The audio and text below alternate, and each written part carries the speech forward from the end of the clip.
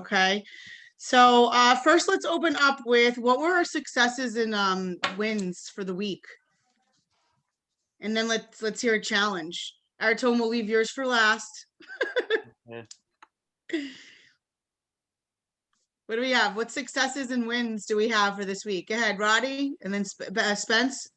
I've got one potential, well, I expect to get a meeting, but it's tentative because his wife has been ill and all that stuff. Got a couple new nurtures. I've reached out to a number of people whose time frame have moved up a bit, interesting enough. So all the more important to keep in touch with them. Yes. And challenges is just working with buyers, they're just not easy. Okay. So buyers being a challenge, they're just not easy. Everything worthwhile is definitely uphill. So, Yep.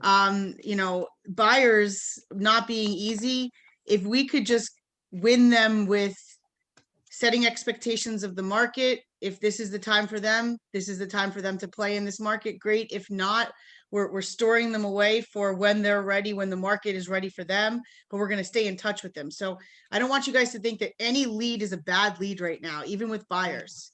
No, it's not bad, but case in point, I've got two that just have not gotten around to getting a mortgage commitment letter, and with the understanding that if I show them houses, it's really not going to be worth their time. You mean not, you don't mean a commitment. Pre-approval, You mean a pre-approval. Pre-approval, sorry. Okay. Pre-approval. Yep. So Roddy, what do we do with those people? I just stay in touch and nurture them. I send them leads and stuff, but I keep pressing the importance of getting that Okay. pre-approval. Why do you So- think they're dragging their feet? Sorry, Mary Beth. Go In ahead. getting a pre-approval. What does that mean? Well, the one guy says it's it's a lot of work, or I think the way he put it was I'm guessing that I finally dragged it out of his fiance actually that he said that he was ready now, but in reality I don't think they're ready until August. So I think he's just not been upfront, and she has. So I think that's what it is. And with the other one, I don't know. Being ready and being able are two different things. And sometimes people are ready and yet their circumstance is not making them able. Or it may just be that one party of the two is not ready, willing, and able, and it's going to hold back the whole thing. So digging deep and asking questions is the only way you're going to discover that. And if you're not seeing the other side of the couple when you're in interactions of what houses and conversations, that may be your clue to get the other one on a Zoom with you. Right. I did that with the listing, potential listing. Bless you. I don't know if that was a sneeze or a cough, but bless you I don't anyway. know what the heck that was. It's allergies is what it is. Gotcha. Yeah. It turned out that the Okay. husband's, a little hesitant. So Okay, now we have to uncover what his challenge is. Why is he hesitant? And if we don't understand it, then we're never going to be able to isolate the objection. We're never going to be able to create solutions so that they can make a decision to move forward. she's ready to retire. He's not. Okay, so what about not retiring? Does he not have enough money? Is it the fear that he doesn't have enough money? Is it the fear that he's going to be bored?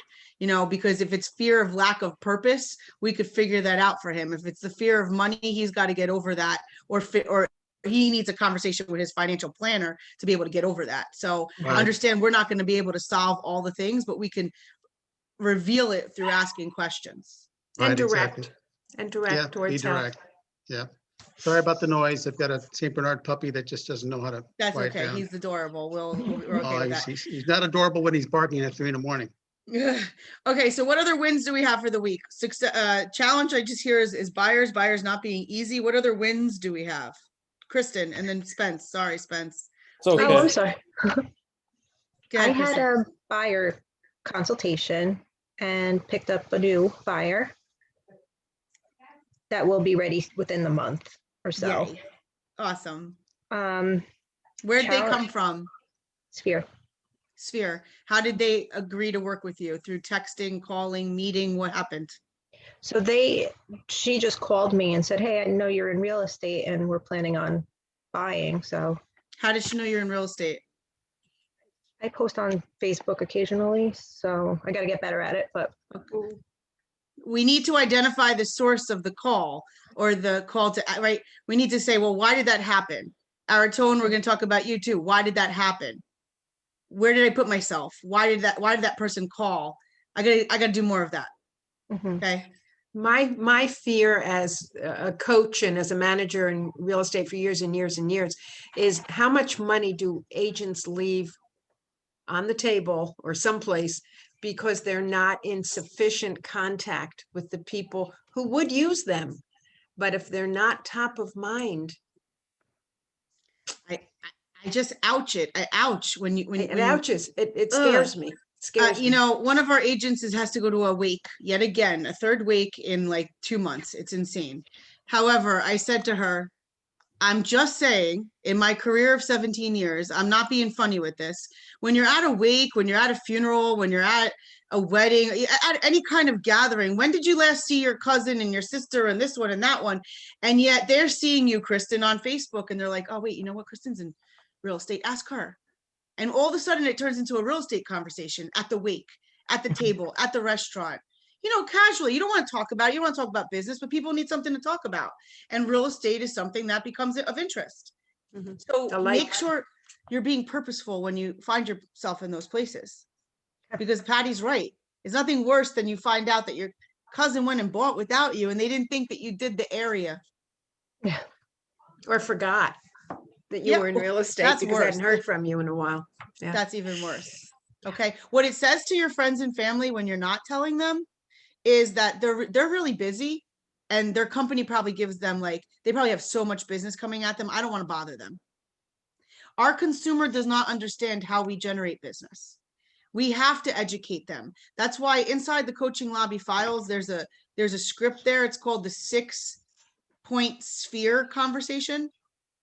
Okay, it's a 6-point sphere conversation. And in that conversation, it's, you know, hey, how are you?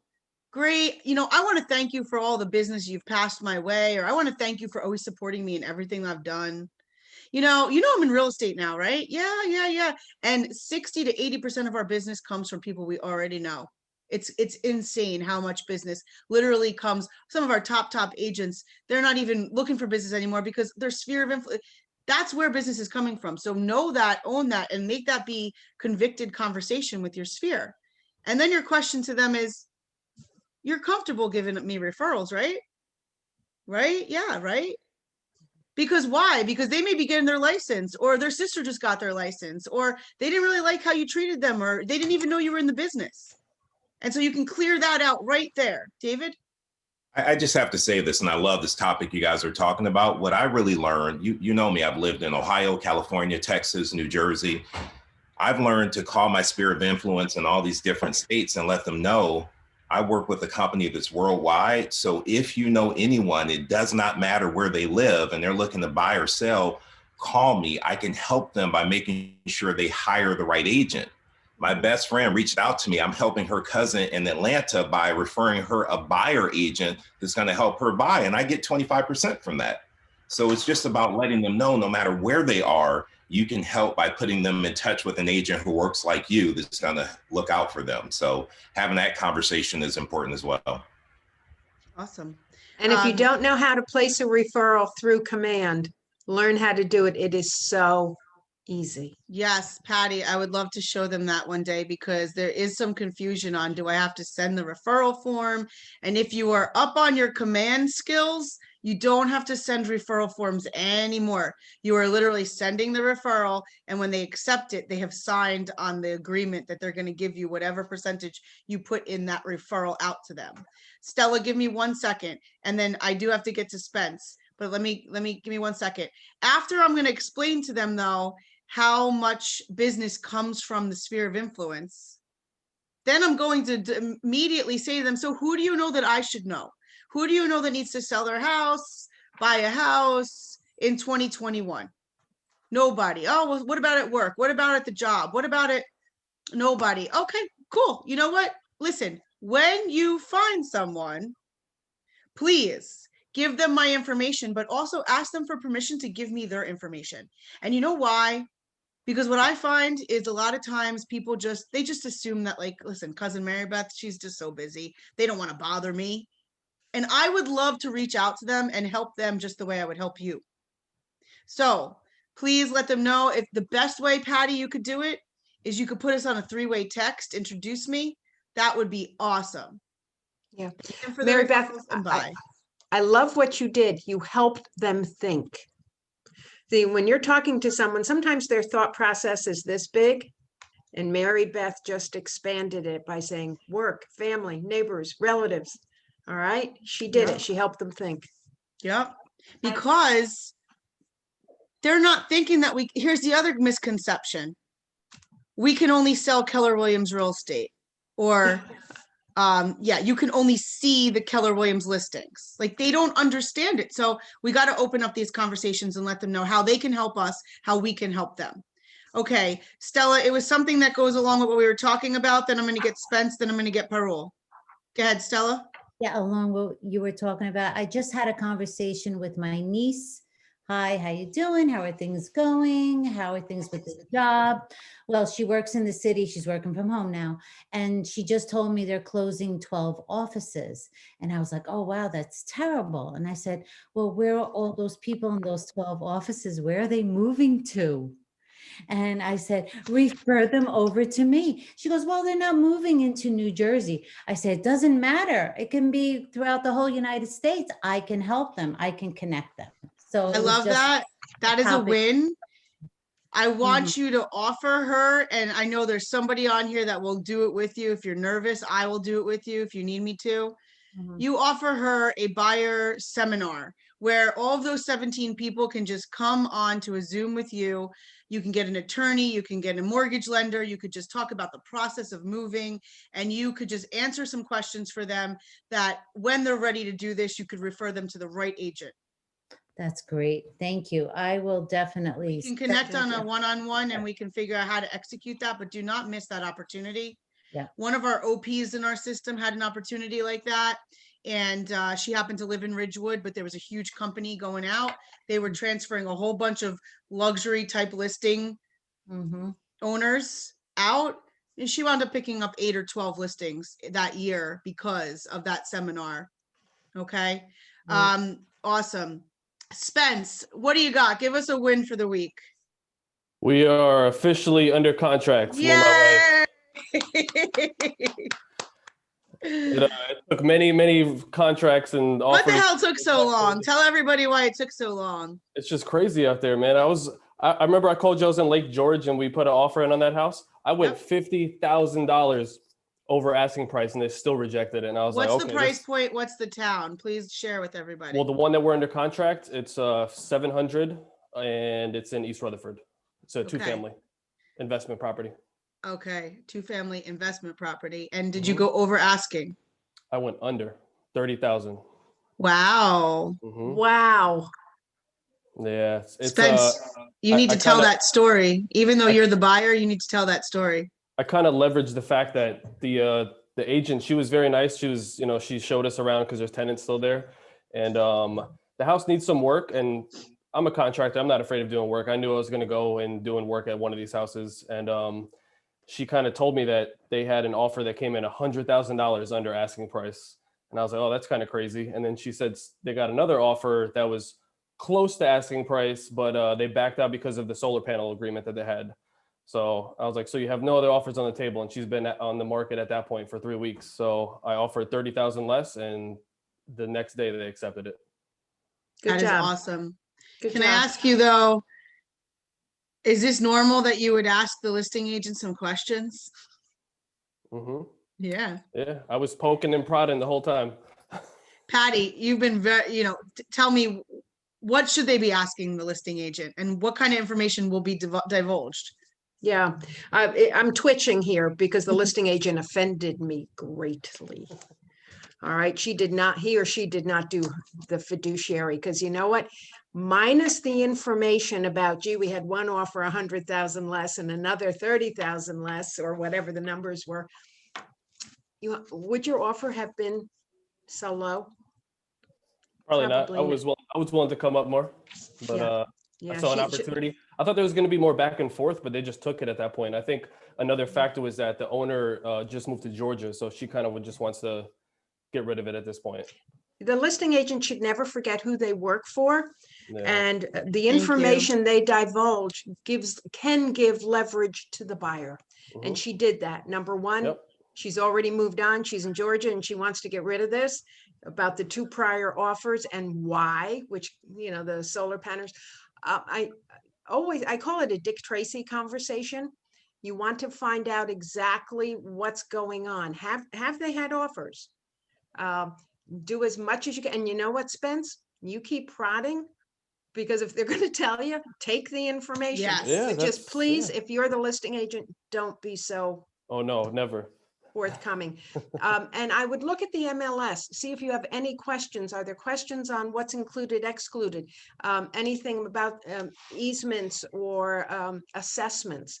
Anything that is a question, how old is something? Hopefully you've got the seller disclosure that may help you ask some questions. One of the things too is possession. In the MLS, they give you 30 to 60. Well, which is it, 30 or 60?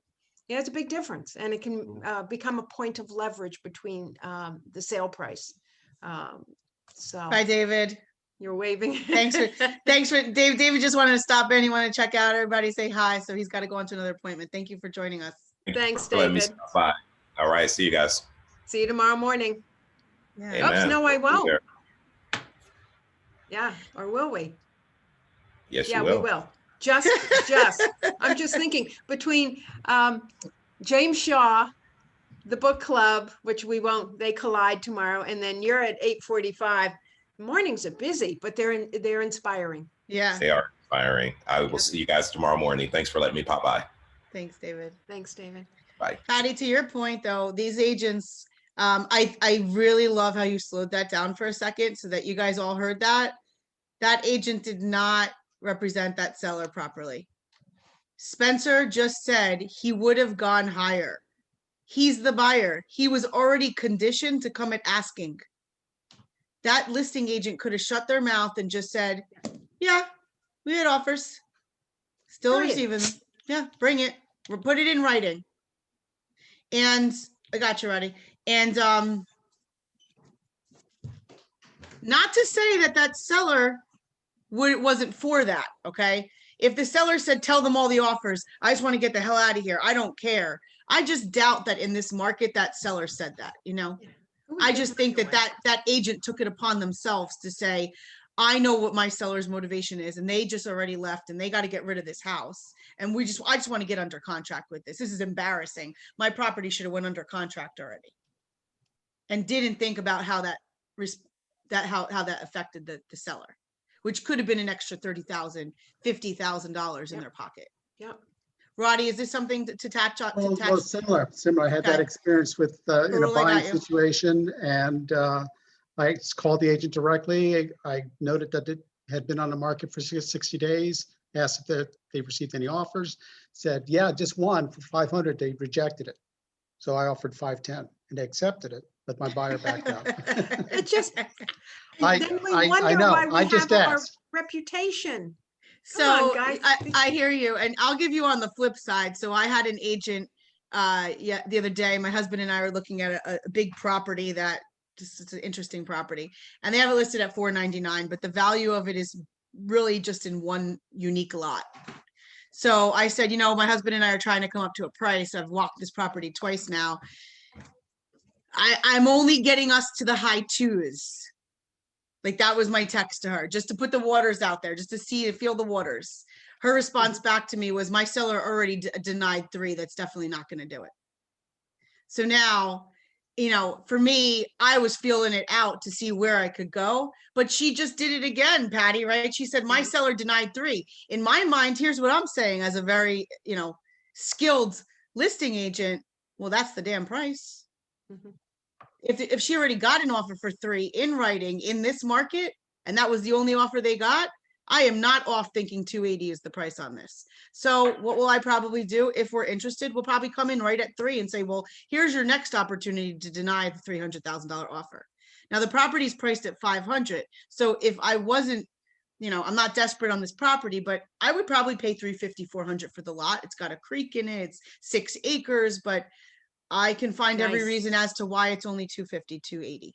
And that agent just showed me her hand. The problem, there probably weren't a lot of comparables for her to pull. So this is what the seller wanted, and she's like, Oh yeah, they okay. started at $1 million, right? So it's definitely not $1 million. They thought they could put a whole complex on there. Parul, what do you have? What's your win? Then we're gonna roll into our tone. I have like few things to tell before I tell about the win. Is that the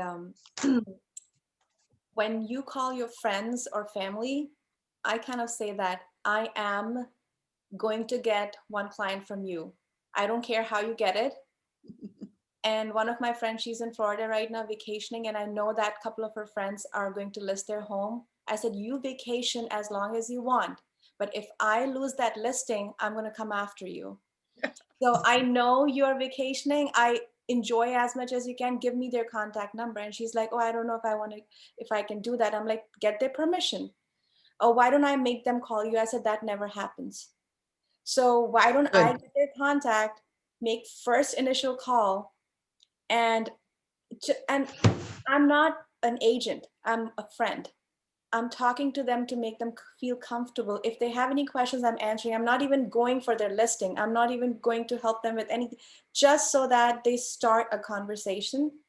So I said, so that's how I talk to my really close friends. Very close Sorry, friends. this is getting recorded. I said, I'm going to kill you if I don't get a listing from you guys, So they feel pressured. I don't care. They feel pressured. I'm like, you guys wanted me to, be successful. You wanted me to be a real estate agent. Now you are supposed to help me out.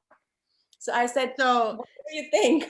So I love it. I love it. You're holding your friendship accountable. They probably did, like, Peru, you're gonna be so amazing. Oh, you're gonna do it, girl. You're gonna do it, right? So now you're just calling them out, saying, you pushed me and I so appreciate you. I might just change some of the language with them, to Like a loving the threat.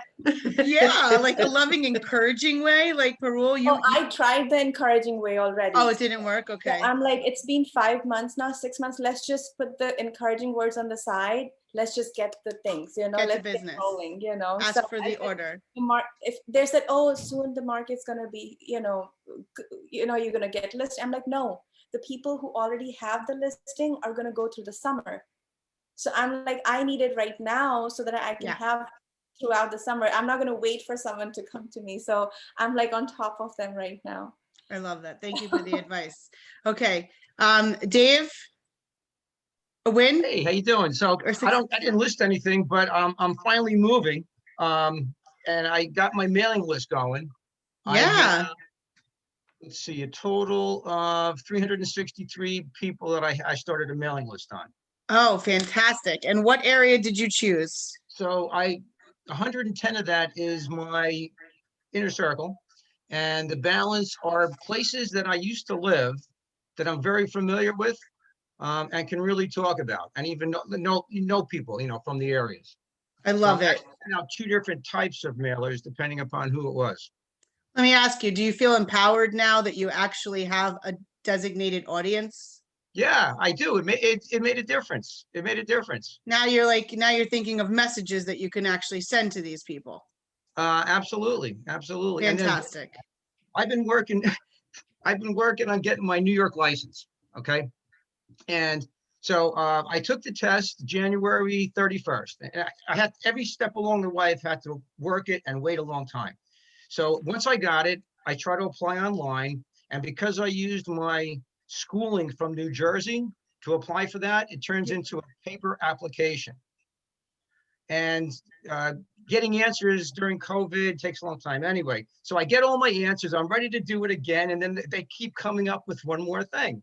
So anyway, my last thing was to get a letter of good standing from the Board. Division of Banking and Finance, whatever runs real estate. So I sent that in last week. So I'm getting a step closer to that.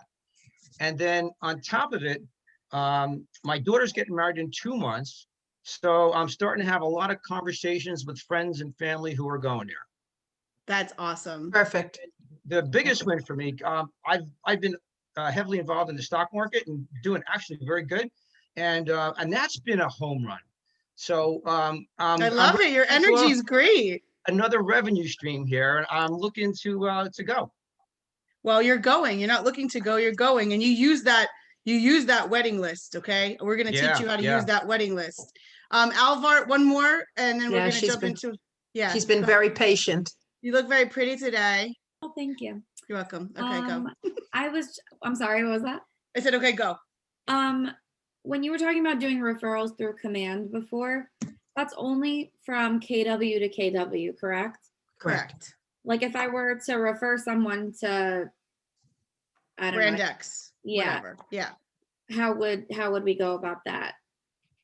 Great. So there is a referral form. Okay. It just says agency, and the percentage on the bottom, and you just have to do regular. And you could send it through Dotloop if you want to get electronic signatures, or you could just download and scan over and let them sign off and send back. Okay. And with that, I just want to be clear is don't go and give all the cookies away, right? Don't go and give all your clients' information out without getting the approval that they're agreeing to the referral that you're putting out there. 25% referral, let them sign off and then exchange your client's information. We can't pull it back. Patty and I can't go after them and pull it back once the client's already working with a new agent if they want to be crappy like that, okay?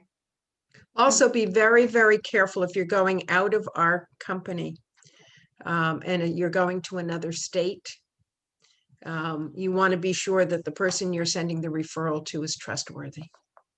Yeah. And then so they would then when the deal closes, they send the money to. To the Stay on- brokers, right? Stay on top of them. Yep. So that's what happens is we have an amazing system inside of our back end that we can keep track of all of that. But some other companies, a check will come over across the desk to that agent in Iowa.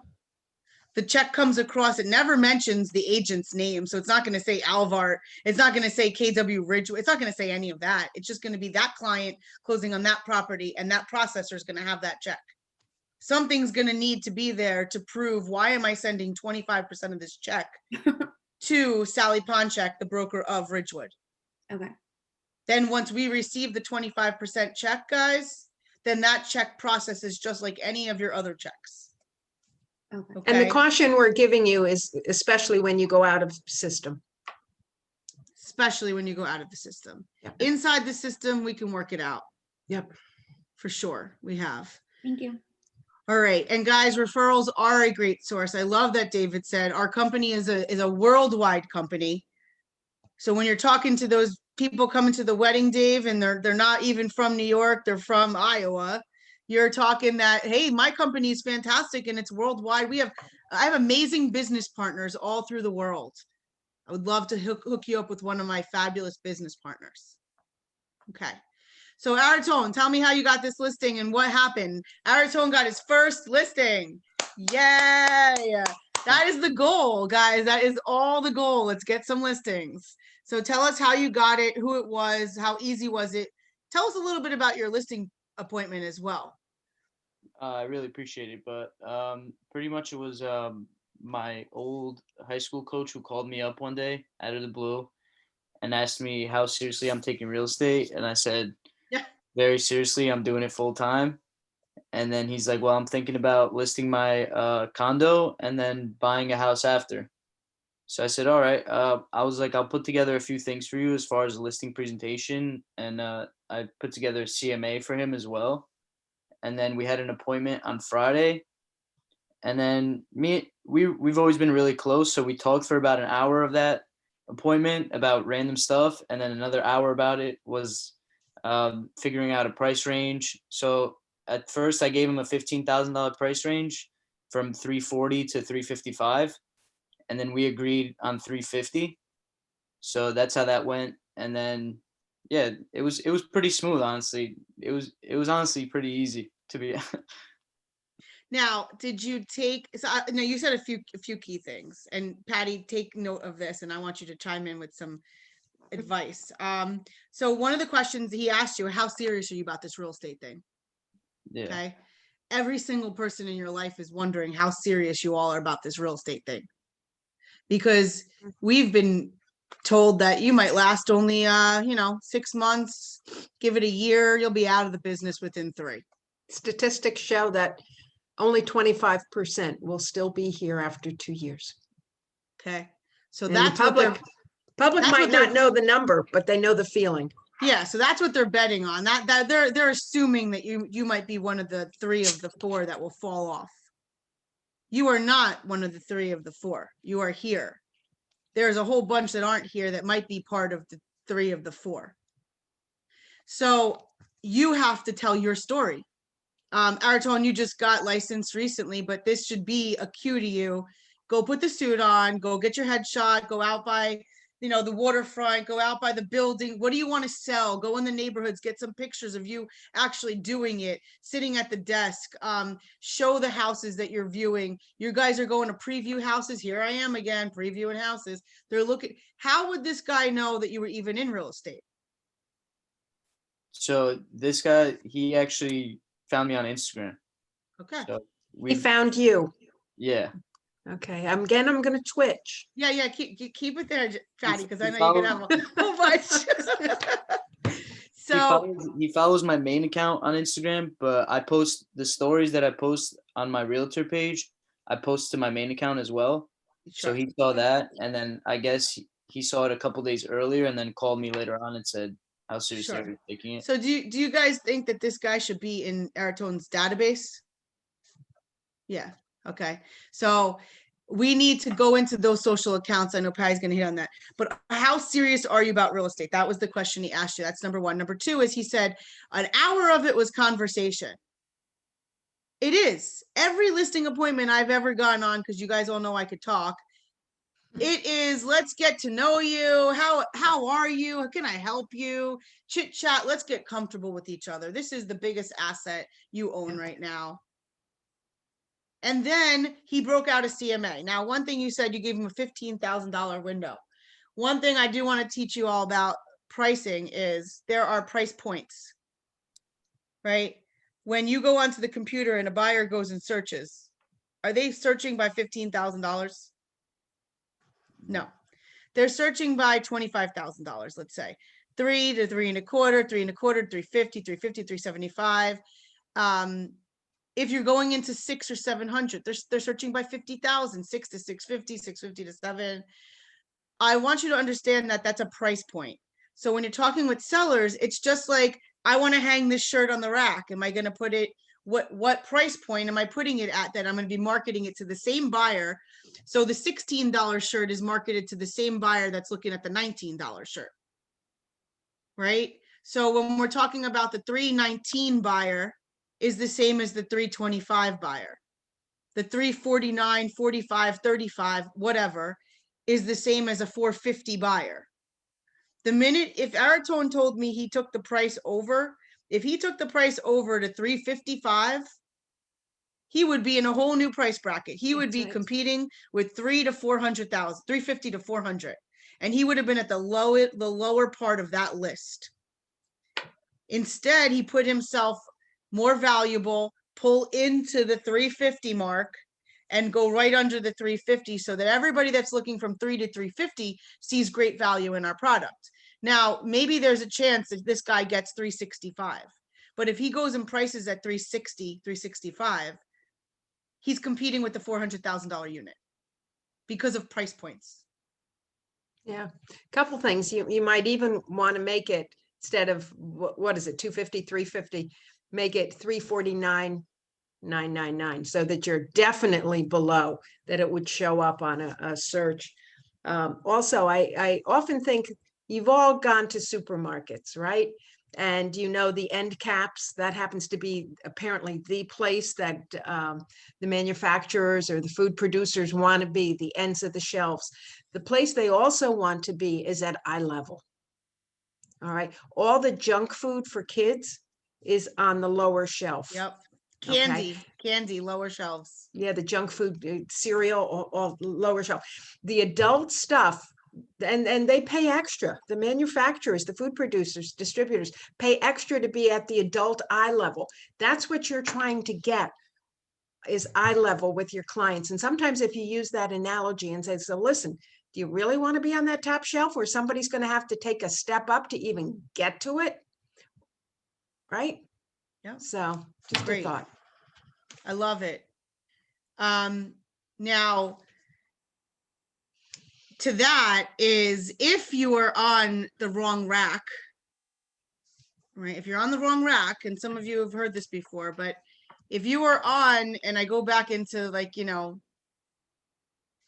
the sizes, I'm not going in size 4. I mean, I'm planning on after I have children at some point to get down to a size 4, but I've never been a size 4. Okay. So if there are shirts, let's say pants, I'm looking for pants, and the pants that I need that are size 12 are sitting on a size 4 rack, I am never going to see them. I'm just not going to go there. There's enough for me to just pick through. I got to make a quick decision. Now, if it's on a size 20, I'm not going to see it on a size 20 either. If it gets placed on the wrong rack, what winds up happening with those items? You know, somebody shoved it in here, shoved it in there, keeps get tossing around. It goes to that rack. It's got to get put back on the right rack. By the time it gets put back on the right rack, it's on clearance now.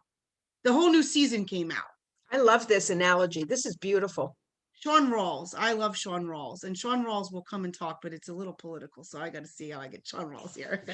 So Sean Rawls, right? So now this shirt has to go on the clearance rack because the new season came in, and now we're taking 20% off. Now the $80 shirt or pants or whatever is literally $16. And the other thing that we have to be mindful of in that story is the market's going to change at some point. And just the way I would go to the store and I would buy an $80 black shirt because that's how I am. I'd buy an $80 black shirt. But if I got to the register and one of my little black shirts made their way to the clearance rack, and on the line I go, oh, that kind of looks like this, and this is $20 and this is $80. I'm going to stick this right back and I'm going to take the $20 one. Well, when the market shifts, that's what the buyers do. They go, hey, wait. I can get all that value in less. I'm taking the less. So That's these good. kind of, you could always tell stories to consumers, to homeowners and buyers. Go into the consumer market, talk to them about product. To Patty's point is, we want to get the most amount of exposure, the most amount of eyeballs that are the right buyer for this product right out the gate while it's fresh, while it just hits the shelf. And so, Aratone, from that conversation, I would say to that seller, you know, so that looks like it's going to be the price point of $325 to $350. If we price it on the $350 to $375 rack, this is what might happen. Now, of course, we could price it on the $1 rack too, and somebody's going to buy it at market value. But the market that we're in right now, we can get it as close to asking, close to sale, and it will go. Yes. That's right, John. It won't, but if they have to go with the paper version, that's what I'm concerned about. All right, so Dave, did you have a question on that? Dave? It's really a comment. So in yesterday's meeting, there was a point made by an agent to the guest speaker about how she had done a CMA. She compared it with all solds in the area. It sold Yep. for $15,000 over. And she was saying that the seller was kind of pissed at her that she didn't price it higher. And the point Right. was to base your CMA on under contract as opposed to sold. So That's how right. would you take that into consideration in this conversation? Okay. Patty, do you want to handle it? I'd love to. Go ahead. First of all, if it's under contract, you don't know what it's under contract for. That should not be revealed. Once in a while, you'll have a relationship with the listing agent and you may say, hey, listen, you're pretty close to closing. Do you think you can tell me what it sold for? I think it all goes to, let's go back to that listing presentation, the pre-listing, the walkthrough, et cetera, where you start your education of the seller and you explain to them how there's a likelihood that things could sell for more than the list price. But let me tell you why. And let me tell you the safe way to approach this. I think it's all on how you set expectations. It's when we've had, you've heard of these houses are listed and maybe there are 5 offers. Who are those offers bidding against? Each other. Mhm. Seller sits back with their cup of coffee or glass of wine or whatever and just lets the buyers go at it, right? So that's the kind of situation that a properly priced house right now may create. But properly priced, you've always got to price for the market. And if you read the shift book, it will tell you to price for the market we're heading in. That's right. So Dave, Marianne Carey had asked that question, and it does happen. To Patty's point, if you're setting expectations with the seller, here's what's going on, then maybe they would have expected that maybe this would happen, and they wouldn't have been shocked because, you know, it's honest where you're like, wow, maybe you underpriced that. Like, what happened there? But if they had the conversation that Patty just had, it might have been expecting that this is what's going to happen. So that's number one. Also, to her point, is under contract, no, you're not going to get everybody to tell you what it is, and you shouldn't necessarily do that. However, when you're looking at your CMA, Aratone brought his CMA, I'm sure, because I'm sure his dad helped him a little bit, it guided him. No, you did it all yourself? Wow. Okay, I'm really proud of you now. It was it was a Zoom the day before with I forget his name. Larry? Lawrence. Yeah, Yep. he Okay. helped me a lot. That's awesome. So you guys, that's the Wednesday Larry CMA class. He's amazing. But what I would say is you're going to pull actives, you're going to pull under contracts, and you're going to pull closed to have a discussion with that seller. So although you may not know what that under contract is going to sell for, you can absolutely relay the information that, hey, look at these 3 houses. They went under contract in less than 2 weeks. And you know, with that, if I would just show you what we're experiencing is that would tell me that they're at asking or even better. Yeah. So those prices are going to matter to the appraisal when this property closes, because we didn't even hit the market yet. So when those things close, whatever those closing prices are going to affect this appraisal. Yeah. So it really is a guessing game at this point, because those are the comps that appraisal is going to use. You don't even have the comps that your appraisal is going to use. Patty? And even, you know, it's an art. Pricing is an art, but you pull in as much science as you can. When you think of the process of pricing something, you're pricing something historical. And don't just look at the close date, look at the under contract date, because that was when we had the meeting of the mind. So something that closed in February may have had an under contract date of December. Bear that in mind. You're looking at the under contract date. So we're looking at historical data to predict a future event. You can see where there's A little bit of an art, a disconnect. Yeah. But it's the best we can do. And if you take the time and properly select the comparables and really build a case, when you sit down with that seller, you don't rush either in selecting the comparables. If you take less than an hour and a half to 2 hours to price a house, I'm old fashioned, but see what, then I think you're lazy. It's, you know, we've said many, many times that this is for many people, the most important financial investment they're going to sell or buy. So pricing is extremely important. And when you sit down with the seller, do not rush through it either. Yes. You know, there's some techniques for helping them see, you know, to put the listings side by side and say, Mr. and Mrs. Seller, what would you pick? And help them come to a good decision. So another trick from Sean Rawls on that was he did just that. Okay. Pulling out those closed and under contract properties. And let's just go to under contract for a second. Pull out the under contracts, print out 3 or 5 of them that really are good comparables for this property. Black out the sale price, right? Leave the taxes. I would always highlight the taxes, circle the taxes, circle the square footage, the bedroom, when the house was built, right? So now here I have 3 to 5 properties that kind of are like mine that I'm pricing, and I'm going to lay these out on the table. And I would say to my seller, okay, here are your 4 best comparables. Put them in order, price highest to lowest. You tell me how you would price it, Mr. Seller. So then, of course, they'll price, you know, they'll price it, they'll look at and they'll, no judgment. They're just going to look at it for what it is, and they're going to put it where it is. Number 1, 2, 3, and 4 in price order. Now I'm going to ask them, can you show me where you'd price your home in comparison to what these homes are offering? And they normally wouldn't go to the highest. They'd probably come right under the highest, or they wouldn't go to the lowest. They'd go somewhere in the middle. But then we could reveal the prices and we could talk about where they priced their own home. And then it's a discussion on, that's okay, then it's a discussion on every Monday or Tuesday, good, bad, or indifferent, we're going to talk, okay? Me and Patty, we're going to talk every Monday or Tuesday night. Mhm. So you tell me what time's good for you. And you and your husband are going to be home and we're going to talk every Monday or Tuesday night. And what are we going to talk about? We're going to talk about what happened this weekend. Good, bad, or indifferent, what happened? Because, hey, I don't have a crystal ball. I don't know. But together we're going to come up with this price because you're going to help me price it where you think it should be priced. And of course, it's your home. And then on Monday, after a week, we're going to review how many people came through. Did we have any other offers? Did other properties like ours have any offers? Well, gee, I don't know what happened. What do you think we should do, Patty? And Patty says, work harder, do another open house. And I said, Advertise it more. yeah, okay, put it in the Staten Island Advance. Yeah. Okay, yeah, sure. No, New York Times.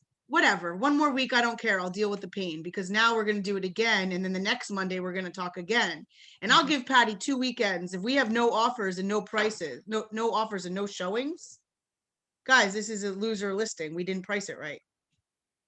But if we had showings and no offers, and Aratone, you need to know this, if you have tons of showings and nobody's writing on paper, then you are 5% off. You're about 5% off the mark. That's what NAR is saying to you, that you brought people in and they went and bought something else. You Yep. showed them the value in somebody else's house. Now, if they're writing offers and your seller's just not accepting them because they don't like the offer, well, then the market's speaking. So you take all of those offers that you just got and average them out. That's probably the price of the house. Now we got to talk to the seller about how many more buyers are we going to help to go buy another house and not yours. Patty? Yeah, a couple things. Number one, I think other than setting expectations and doing all that, I think you have to, as best you can, have your seller start thinking like a buyer. Always have them start thinking like a buyer and remove the possessive terms from your vocabulary, not your house, and certainly not home. Don't say home, say house, say the house. The house. Make it a commodity as best you can, but have them think like a buyer. Same time, if you're working with a buyer and they're writing an offer, you have to have them to think like a seller. And that will help bridge the gap, but it helps them have a perspective for their thoughts. Well, that's so true, right? Like if we were having a conversation and we needed to, discuss something very important, Patty, I'd want to understand where you were coming from. You'd want to understand where I was coming from, right? We'd look at some data together. We'd make an educated decision together. That's right. That's what you're all doing with your buyers and your sellers. Now, with your sellers, you have this was a bold thing. You have a seller who wants the price too high. When you go and you take a tour of that house, touch 3 things that are a little off. He's got a crooked drawer that's going to fall off. Okay, pull the drawer out a little bit. Let them go. Oh, don't open that drawer. That drawer is right there. They go, oh man, I got stuff to do in this house. That's a good idea. Then you go over to the little nick on the wall and you're like, oh, touching it. Yeah. Johnny, he ran his bike. Yeah, I got to fix that. Yeah, you're right. And then I ask, oh, are you guys going to replace the molding down there? As I look at my molding, that really needs to be replaced. And they go, yeah, we got to do that. Okay, yeah, let's go to the table. Let's talk about pricing. Because now I just took them off their, oh, my house is the best and it's this and it's that. I'm going to find 3 little things that even if they're little, it's going to say to that seller, I just knocked a couple thousand off that price. Now I got him a little bit more open to having a conversation about pricing and winning. Because winning is not pricing at the highest and getting offers there. Winning is strategically pricing, showing up really great on the market first day. Aratone, do you have pictures scheduled? Is it a professional photographer? No, but he does work for real estate agents and he's really good. Well, then that's a professional photographer. I mean, he doesn't have to have a full-blown company like Front Door. Yeah. I'm just saying, don't go to the house with your cell phone and think that you're going to have a winning listing. Okay. That's not gonna happen. I will tell you to take that thing right down because it's horrible. And we don't need to take pictures of toilet bowls. Oh, and Nobody God, needs- make sure the lid is down. Oh my Please, God. don't even need to take pictures. We know that it has a bathroom. Leave some things for unseen. With the bedrooms, we don't need to take really, even with the bedrooms, I'm very careful as to take a far away shot because I don't want to showcase that there's a beautiful, jewelry box on my seller's dresser. Okay. Okay. So we have to be careful with pictures, but you have a first impression is coming out with those professional, amazing photos. So don't rush it. Make sure you have enough time to upload the right photos. Do not put the listing on without photos.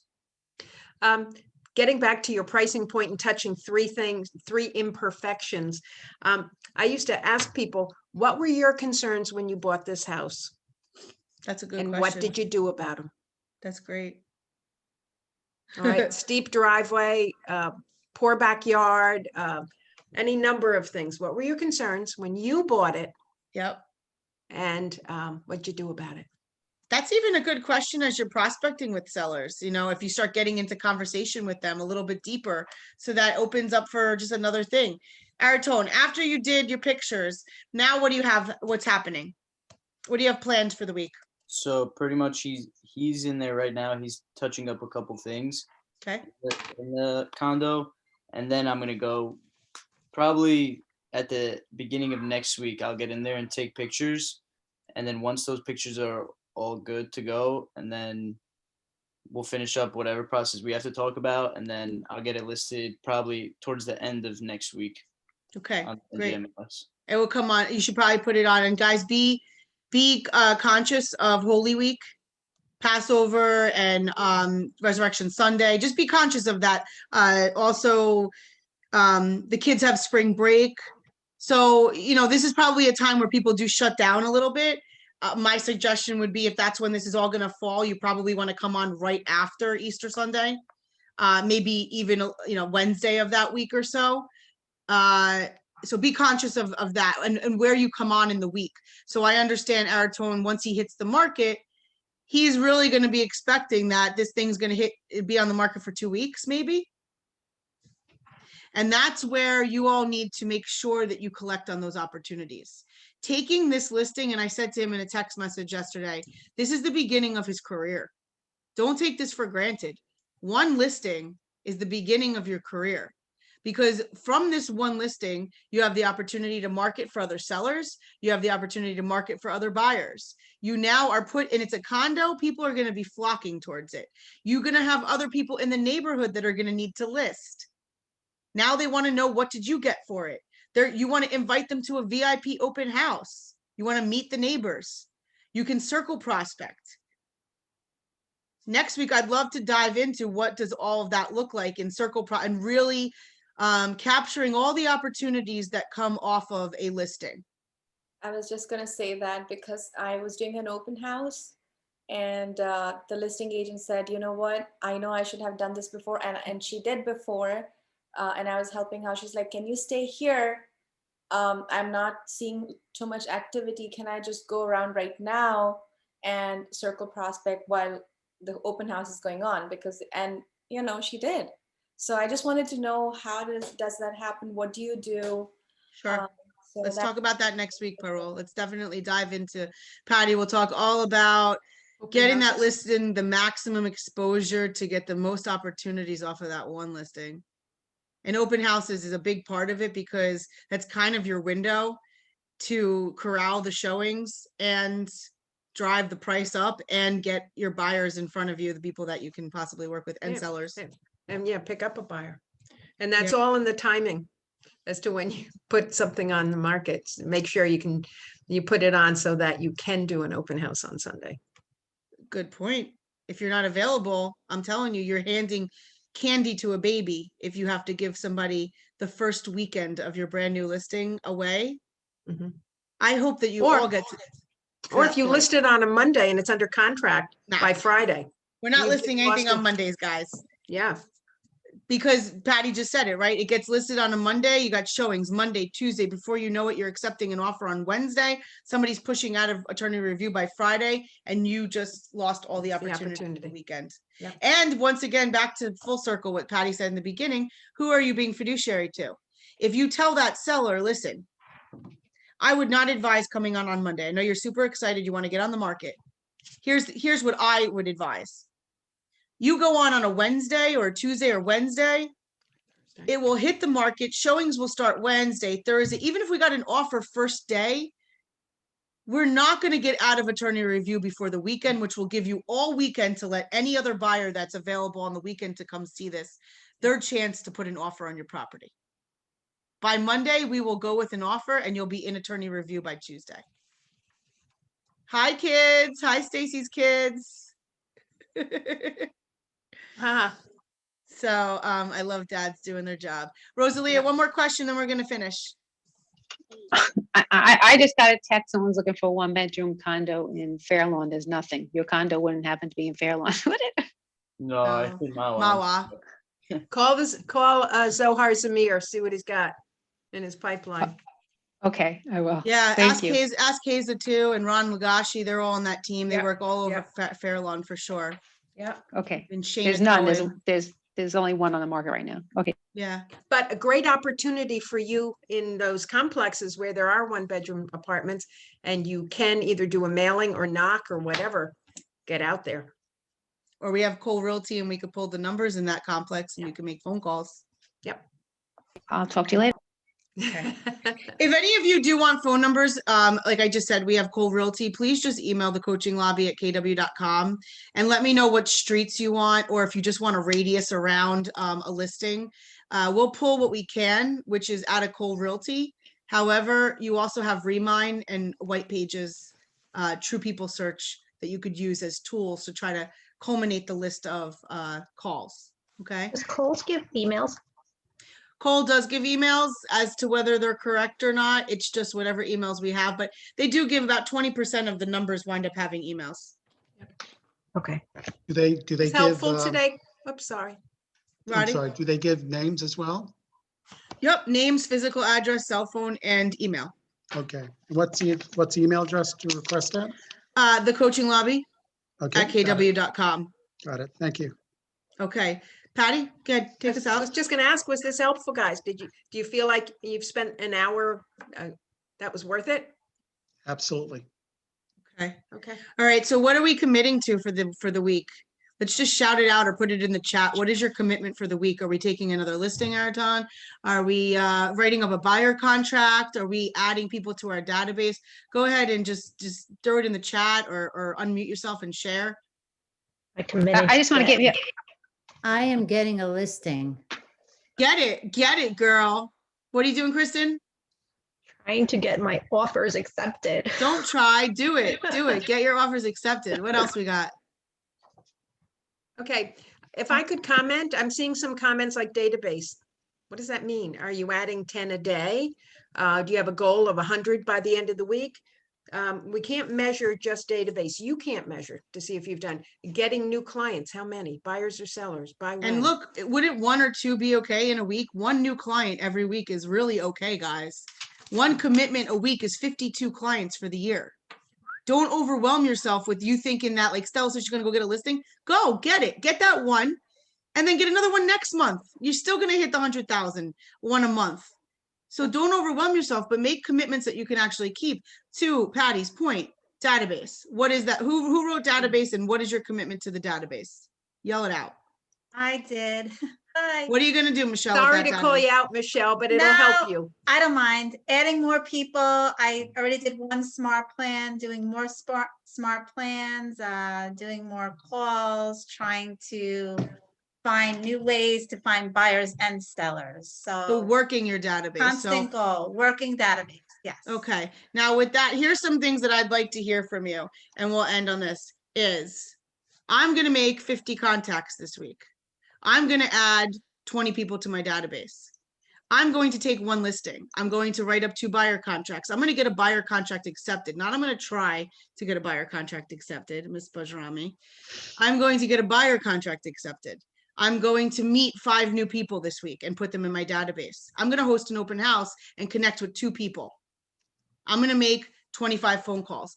That is specific goals that you could say, I'm gonna do that one thing and I'm gonna hit my classes and I'm gonna do whatever I gotta do. But that one thing I'm gonna commit to, I'm gonna do it because it's gonna move the needle forward. Like Dave was saying, Dave has done a lot of work to move his needle forward. John Carlisle, same thing. He's doing a lot of work to move his needle forward, identifying the target group, getting marketing pieces together, creating the lists. Make 1 commitment to yourself every single week that's going to move your needle forward. And let us help you hold you accountable. So next week, when we're ending this call, I want everybody to be extremely clear on what is the one thing you're carrying out of this call, and you're gonna come back next week with it accomplished. And if you didn't, you're still coming back and you're gonna tell us what got in the way, and we're gonna help you figure out how to make it. Yeah, not. we'll help you. We're not going to judge. We're here to, you Yeah. know, push and shove a little bit. But, you know, the 10, 10, 10, 10, and I'm going to add another 10, but it's 10 real estate conversations a day, followed by 10 handwritten notes with your business card inside, 10 properties previewed, which of course you can do on the MLS and do a drive-by, and 10 additions to your database. Did I do them? Did I leave anything out? I don't always know what order I put them in. Nope, that's a daily 10-4. And I'm going to add a fifth one, 10 KW apps shared. Sharing the app, sharing the app. I don't That even want to is- hear it. If you tell me it doesn't work, I don't really care. I don't want to hear it. Oh, You sending out that app is them having to go, what the hell is this? Oh, she's in real estate? Oh, what is it? She would make me download her app. Yep. And call them, tell them you've just done it. Love it, love it. Hey, I'm just checking in. Did you download that? Oh, it was an app. Just click on it and you'll find it. It would actually count as 2, right? 10 conversations and 10 apps. There you So go. guys, it's All right. easy. It's not hard. All right, guys, I'm glad that you guys got value out of this. This is recorded. We're gonna go ahead and post this for anybody who could not make it, and we appreciate you. So go do it again, guys. Thank you for taking the Thank you time all. for us. Thank you. Thank And you. tomorrow Mary we have Beth an and Patty. attorney panel at 11 o'clock. If you guys want to get some attorney advice, 11 o'clock, Sally and I are interviewing 4 of our preferred attorneys. Excellent. Awesome. Bye, guys. Bye. Hi, thank Bye. you. Thanks a lot. Thank you all.